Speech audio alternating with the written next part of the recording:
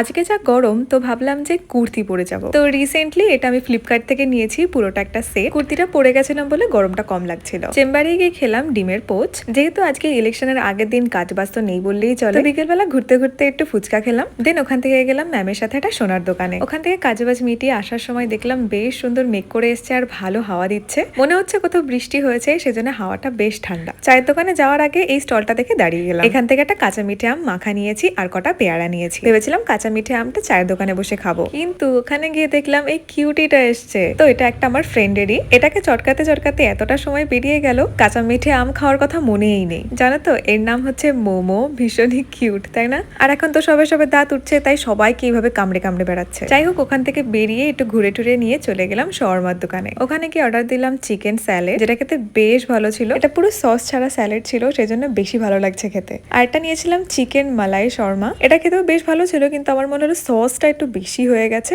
যাই হোক, খেয়ে দিয়ে তো বাড়ি চলে এলাম। আর এই দেখো, এটা আমার নতুন ফোন কেস। এটা আমি নিজে কাস্টমাইজ করিয়েছি। কেমন লাগলো ফোন কেসটা অবশ্যই জানিও।